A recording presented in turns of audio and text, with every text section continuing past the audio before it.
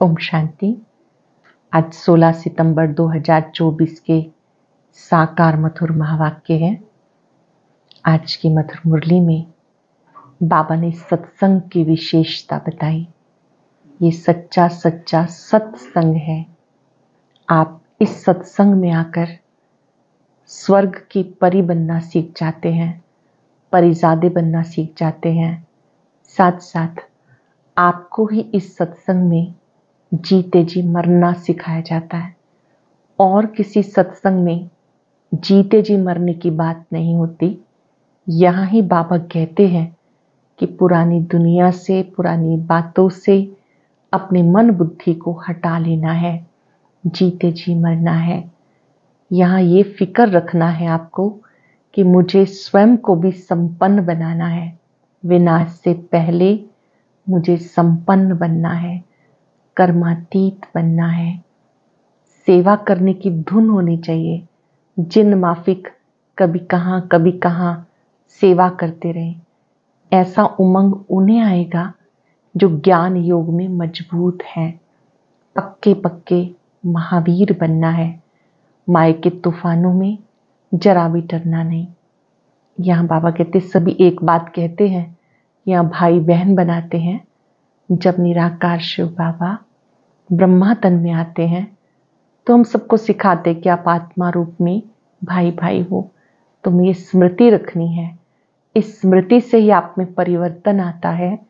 आप मनुष्य से देवता बन जाते हो, दैवी गुण आने शुरू हो जाते हैं। साथ साथ बाबा ने सिखाया कि इस समय तुम बच्चों को बेहद खुशी होनी चाहिए कि स्वयं भगवान मुझे पढ़ाते हैं। मैं गॉडली स्टूडेंट हूँ। माया आएगी, तरह तरह के तूफान लाएगी। आपको तूफानों में भी सिथेरियम बन के रहना है। सुनते हैं बाबा के मधुर बोल। बाबा ने कहा, मीठे बच्चे, ये वंडरफुल सत्संग है जहां तुम्हें जीते जी मरना सिखाया जाता। ये वंडरफुल सत्संग है जहां तुम्हें जीते जी मरना सिखाया जाता। जीते जी मरने वाले ही हंस बनते हैं। क्वेश्चन है, तुम बच्चों को अभी कौन सी एक फिक्रात है? तुम बच्चों को अभी कौन सी एक फिक्रात है? हमें विनाश से पहले संपन्न बनना है। जो बच्चे ज्ञान योग में मजबूत होते जाते हैं, उन्हें मनुष्य को देवता बनाने की हॉबी होती जाती है, आदत हो जाती है। वो सर्विस के बिना रह नहीं सकते। जिन की तरह भागते रहेंगे। सर्विस के साथ साथ स्वयं को संपन्न बनाने की चिंता होगी। कौन सी फिक्र है? विनाश से पहले संपन्न बनना है। जो बच्चे ज्ञान योग में मजबूत होते हैं, उन्हें मनुष्य को देवता बनाने की हॉबी होती जाती। वो सर्विस के बिना नहीं रह सकते। जिन की तरह भागते रहेंगे। सर्विस के साथ साथ स्वयं को संपन्न बनाने की चिंता होगी। ओम शांति। रूहानी बाप बैठ रूहानी बच्चों को समझाते हैं। रूह अब साकार में है, फिर प्रजापिता ब्रह्मा की संतान है, क्योंकि एडॉप्ट किए हुए हैं। तुम्हारे लिए सब कहते हैं कि यहाँ भाई बहन बनाते हैं। बच्चों को समझाया जाता, असल में तुम आत्माई भाई भाई हो। अब नई सृष्टि होती है तो पहले पहले ब्राह्मण चोटी चाहिए। तुम शूद्र थे, अभी ट्रांसफर हुए हो, ब्राह्मण भी तो चाहिए जरूर। प्रजापिता ब्रह्मा का नाम बाला है, इस हिसाब से तुम समझते हो। हम सब बच्चे भाई बहन ठहरे। जो भी अपने को ब्रह्मा कुमार कुमारी कहलाते हैं तो भाई बहने ठहरे। सभी प्रजापिता ब्रह्मा की संतान हैं तो भाई बहन जरूर होने चाहिए। ये समझाना है बेसमझों को। बेसमझ भी हैं, फिर ब्लाइंड फेथ भी है। जिनकी पूजा करते हैं, फेथ रखते हैं, ये फलाना है, परंतु उसे जानते कुछ भी नहीं। लक्ष्मी नारायण की पूजा करते हैं, लेकिन वो कब आए, कैसे बने, फिर कहाँ चले गए। ध्यान से समझेंगे। लक्ष्मी नारायण की पूजा करते हैं, लेकिन ये कब आए, ऐसे कैसे बने, अब कहाँ गए कोई नहीं जानते। कोई भी मनुष्य नेहरू आदि को जानते तो उनकी हिस्ट्री ज्योग्राफी को भी जानते हैं। अगर बायोग्राफी को नहीं जानते तो वो किस काम के। पूजा करते हैं परंतु उनकी जीवन कहानी को नहीं जानते। मनुष्यों की जीवन कहानी को जानते हैं परंतु जो बड़े पास्ट हो गए उनकी एक की भी जीवन कहानी को नहीं जानते। शिव के कितने ढेर पुजारी हैं, पूजा करते हैं, फिर मुख से कह देते वो तो सर्वव्यापक है। क्या ये जीवन कहानी ठहरी? ये तो अकल की बात नहीं हुई। अपने को भी पतित कहते हैं। पतित अक्षर कितना फिट है। पतित माना विकारी। तुम समझा सकते हो हम ब्रह्मा कुमार कुमारी क्यों कहलाते हैं? क्योंकि ब्रह्मा की औलाद हैं, एडॉप्टेड हैं। हम कुख वंशावली नहीं, हम मुख वंशावली हैं। ब्राह्मण ब्राह्मणियां हैं तो भाई बहनें ठहरे, तो उनके आपस में क्रिमिनल आई ना हो सके, खराब ख्यालात नहीं हो सकते। तुम जानते हो हम सब शिव बाबा की संतान भाई भाई हैं। ये भी पक्का है, दुनिया को कुछ पता नहीं, ऐसे कह देते। तुम समझा सकते हो सब आत्माओं का बाप वो एक है, उनको सब पुकारते हैं। तुमने चित्र भी दिखाया, बड़े बड़े धर्म वाले इस निराकार बाप को मानते हैं। वह निराकार आत्माओं का बाप, फिर साकार में सभी का बाप प्रजापिता ब्रह्मा, जिनसे वृद्धि को पाते रहते, झाड़ बढ़ता जाता, भिन्न भिन्न धर्मों में आते जाते। आत्मा इस शरीर से न्यारी है। शरीर को देखकर कहते हैं ये अमेरिकन है, ये फलाना है। शक्लें देख देख के कहते हैं ये तो अमेरिका का है, ये जापान का है, चाइना का है। आत्मा को तो जानते ही नहीं। आत्मा इस सब शांति धाम की रहवासी है। ये तो देह रूपी ड्रेस और एड्रेस है। आत्मा इस सब मूल वतन से यहाँ आती पार्ट बचाने। तुम कोई को भी समझाओ, पुनर्जन्म सब लेते हैं, ऊपर से नई आत्माएं आती। तो बाबा कहते तुम भी मनुष्य हो। मनुष्य को ही तो सृष्टि के आदि मध्यांत का मालूम होना चाहिए कि सृष्टि चक्र कैसे फिरता है, इसका रचयिता कौन है, कितना समय इनके फिरने में लगता। ये तुम जानते हो, देवताएं तो नहीं जानते। मनुष्य ही जानकर फिर देवता बनते हैं। मनुष्य को देवता बनाने वाला एक बाप है। बाप अपना और रचना का भी परिचय देते हैं। जानते हो हम बीजरूप बाप के बीजरूप बच्चे हैं। जैसे बाप इस उल्टे वृक्ष को जानते, हम भी जान गए। मनुष्य मनुष्य को कभी नहीं समझा सकते। तुम्हें बाबा ने समझाया जब तक तुम ब्रह्मा के बच्चे नहीं बने तब तक यहाँ आ नहीं सकते। जब तक पूरा कोर्स लेकर समझते नहीं तब तक ब्राह्मणों की सभा में कैसे बैठ सकते हैं। सिस्टम बना हुआ है। पहले 7 दिन का कोर्स होता है, मुरली सुनते हैं, नियमों पे चलते हैं, फिर बाबा मिलन की सभा में, इंद्र सभा में जाते हैं। बाबा ने कहा जब तक ब्राह्मणों पूरा कोर्स नहीं किया तब तक तो नहीं बैठ सकते। इसको इंद्र सभा कहते हैं। इंद्र कोई पानी की बरसात नहीं बरसाते, इंद्र सभा कहा जाता। परियां भी तुमको बनना है। अनेक प्रकार की परियां गाई हुई हैं। कोई बच्चे अच्छे शोभावान होते हैं, कहते हैं ना ये तो जैसे परी है, पाउडर आदि लगाकर सुंदर बन जाते। सतयुग में तुम बनते हो परियां, सतयुग में बनते हो परियां, परिजादे। अब तुम ज्ञान सागर में ज्ञान स्नान करने से परियां देवी देवता बन जाते हो। तुम जानते हो हम क्या से क्या बन रहे हैं। जो सदा प्योर बाप है, सदा खूबसूरत है, वो मुसाफिर तुम्हें ऐसा बनाने के लिए सांवरे तन में प्रवेश करते हैं। अब गोरा कौन बनाए? बाबा को बनाना पड़े ना। सृष्टि का चक्र फिरना है, अब तुम्हें गोरा बनना है। पढ़ाने वाला ज्ञान सागर बाप है। ज्ञान सागर प्रेम का सागर है। उस बाप की जो महिमा गाई जाती वो लौकिक बाप की थोड़ी हो सकती। ज्ञान सागर, प्रेम सागर, ये शिव बाबा की महिमा है। लौकिक बाप की महिमा थोड़ी हो सकती है। बेहद बाप की महिमा है। उनको सब पुकारते हैं हमें ऐसी महिमा वाला बनाओ। अब तुम बन रहे हो नंबरवार पुरुषार्थ अनुसार। पढ़ाई में सब एक रस नहीं होते, रात दिन का फर्क रहता। तुम्हारे पास बहुत आएंगे, ब्राह्मण जरूर बनना है। पहले पक्का पक्का ब्राह्मण बनना है। फिर कोई अच्छी रीति पढ़ते हैं, कोई कम। जो पढ़ाई में सबसे अच्छा होगा दूसरों को भी पढ़ा सकेंगे। तुम समझ सकते हो इतने कॉलेज निकलते रहते। बाबा भी कहते कॉलेज ऐसा बनाओ जो कोई भी समझ सके कि इस कॉलेज में रचता और रचना के आदि मध्यांत की नॉलेज मिलती है। बाप भारत में आते हैं तो भारत में कॉलेज खुलते रहते, आगे चल विदेश में भी खुलते जाएंगे। बहुत कॉलेज यूनिवर्सिटी चाहिए जहाँ बहुत आकर पढ़ेंगे। फिर जब पढ़ाई पूरी होगी तो देवी देवता धर्म में सब ट्रांसफर हो जाएंगे, अर्थात मनुष्य से देवता बन जाएंगे। तुम मनुष्य से देवता बनते हो ना।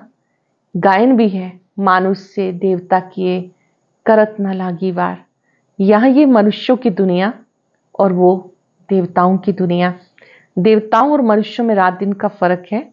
दिन में है देवताएं, रात में है मनुष्य।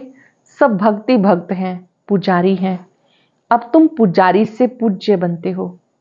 सत्युग में शास्त्र भक्ति आदि का नाम नहीं होता, वहां सब देवता। मनुष्य होते हैं भक्त, मनुष्य ही फिर देवता बनते। वो है दैवी दुनिया, इसको कहते हैं आसुरी दुनिया। राम राज्य रावण राज्य। आगे तुम्हारी बुद्धि में थोड़ा ही था कि रावण राज्य किसको कहा जाता, रावण कब आया, कुछ पता नहीं। कहते लंका समुद्र में डूब गई, ऐसे फिर द्वारिका के लिए कहते। अब तुम जानते हो सारी लंका डूबने की है, सारी दुनिया भी बेहद की लंका है। पूरी ही दुनिया बेहद की लंका है, ये सब डूब जाएगी, पानी आ जाएगा। बाकी स्वर्ग कोई डूबता थोड़ा ही है। कितना अथाह धन था। बाबा ने समझाया, एक सोमनाथ के मंदिर को मुसलमानों ने कितना लूटा। अब देखो कुछ नहीं रहा। भारत में अथाह धन था। भारत को इस स्वर्ग कहा जाता, अभी स्वर्ग कहेंगे क्या, अभी तो नरक है, फिर स्वर्ग बनेगा। स्वर्ग कौन नरक कौन बनाते, ये अब तुम जान गए हो। रावण राज्य कितना समय चलता ये भी बताया। रावण राज्य में कितने अथाह धर्म हो जाते। राम राज्य में सिर्फ सूर्यवंशी चंद्रवंशी रहते। अब तुम पढ़ रहे हो, ये पढ़ाई और किसी की बुद्धि में नहीं, वो तो है ही रावण राज्य में।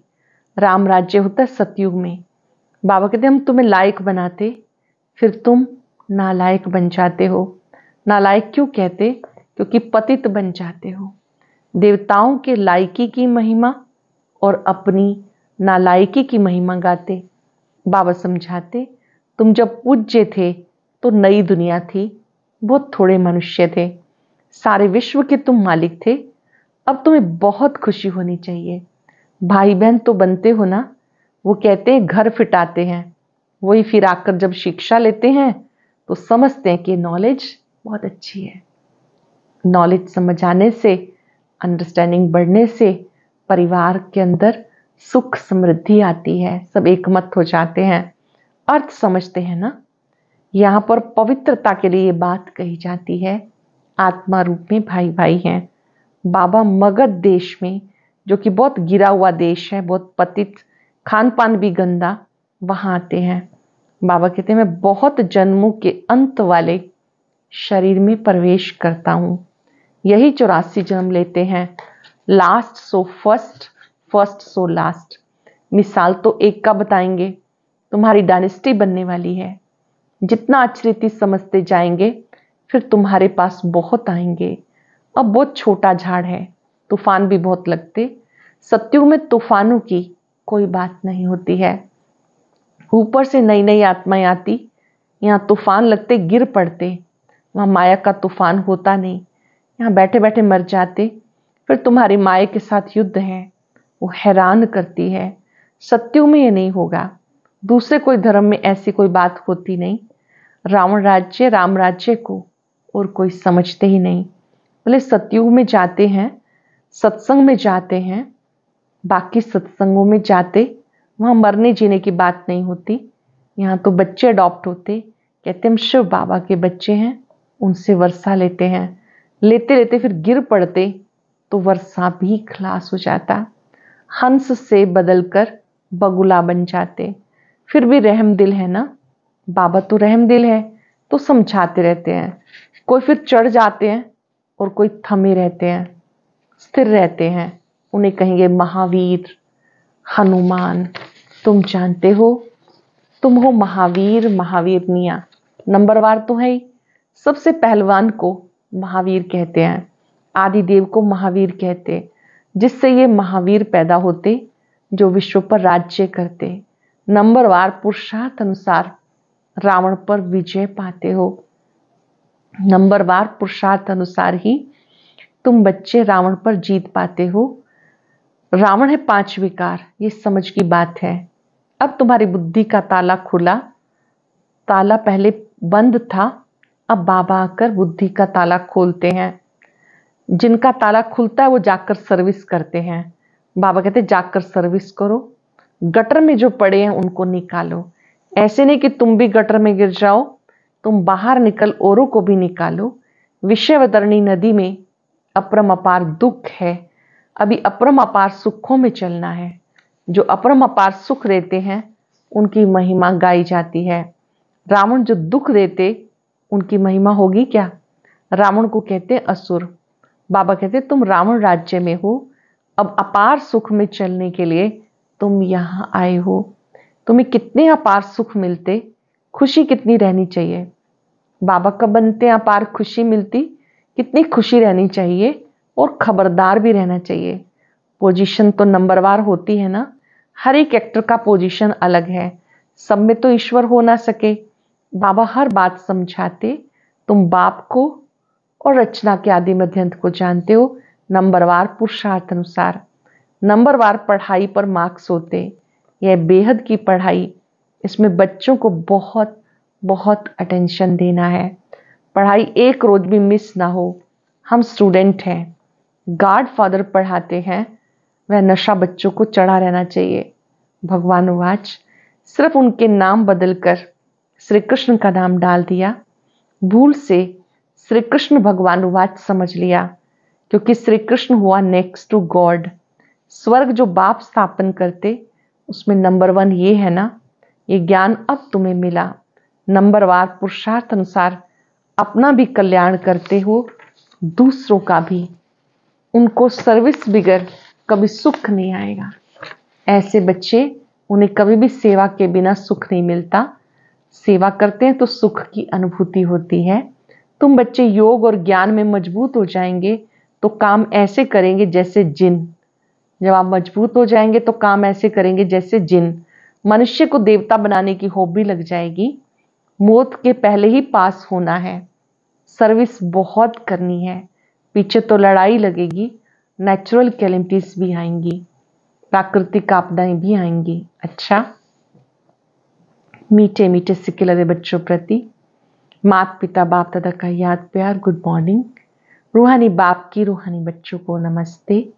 रूहानी बच्चों के रूहानी बाप दादा को याद प्यार नमस्ते गुड मॉर्निंग। शुक्रिया बाबा, शुक्रिया।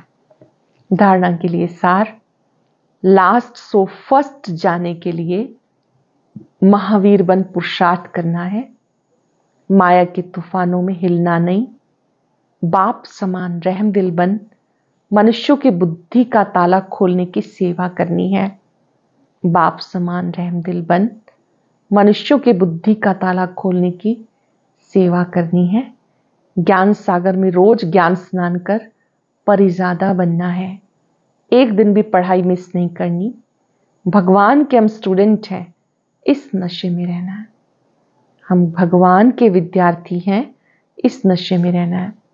वरदान है गंभीरता के गुण द्वारा फुल मार्क्स जमा करने वाले गंभीरता की देवी देवता भव।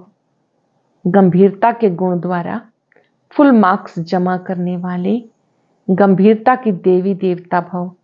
वर्तमान समय गंभीरता के गुण की बहुत बहुत आवश्यकता है, क्योंकि बोलने की आदत बहुत हो गई। जो आता वो बोल देते हैं। कोई ने कोई अच्छा काम किया और बोल दिया, आधा खत्म हो जाता है। अच्छा किया, खुद ही वर्णन कर दिया, आधा खत्म हो जाता, आधा ही जमा होता। और जो गंभीर होता है उसका फुल जमा होता है। इसलिए गंभीरता की देवी देवता बनो और अपनी फुल मार्क्स इकट्ठी करो। वर्णन करने में मार्क्स कम हो जाएंगे। अच्छा किया, खुद ही वर्णन करने लग गए, अपनी प्रशंसा खुद करने लग गए, तो बाबा कहते हैं फिर मार्क्स कम हो जाएंगे। कहते हैं एक हाथ ने किया दूसरे को पता ना चले, जो अच्छा किया उसका यहाँ वर्णन नहीं करना, तब वो पूरा जमा होता है। वर्तमान समय गंभीरता के गुण की बहुत बहुत आवश्यकता है, क्योंकि बोलने की आदत बहुत हो गई। जो आता वो बोल देते हो। किसने अच्छा काम किया और बोल दिया, आधा खत्म हो जाता, आधा ही जमा होता, और जो गंभीर होता उसका फुल जमा होता। इसलिए गंभीरता की देवी या देवता बनो और अपनी फुल मार्क्स इकट्ठी करो। वर्णन करने से मार्क्स कम हो जाएंगे।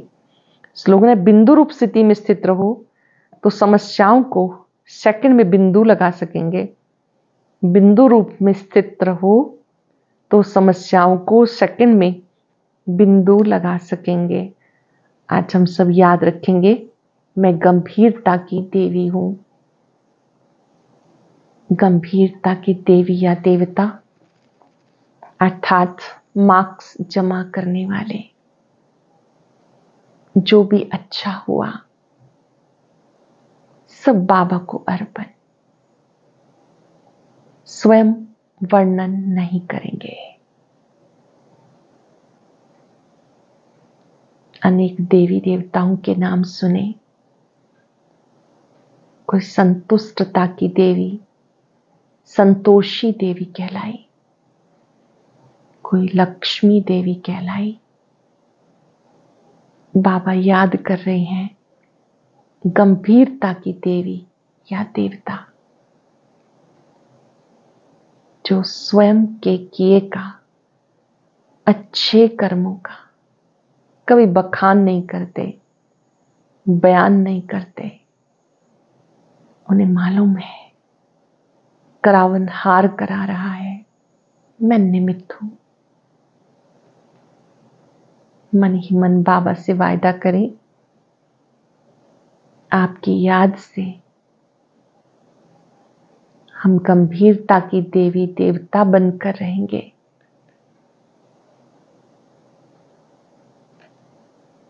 बाबा से शक्ति लें।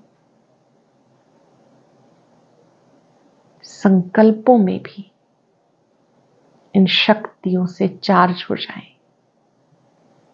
मैं गंभीरता की देवी हूं। बीती बातों को फुल स्टॉप लगा दें।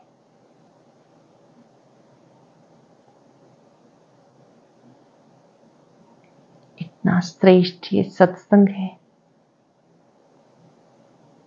इस सत्संग में आकर जो जो सीखा है उस सीखे हुए को प्रयोग करना है।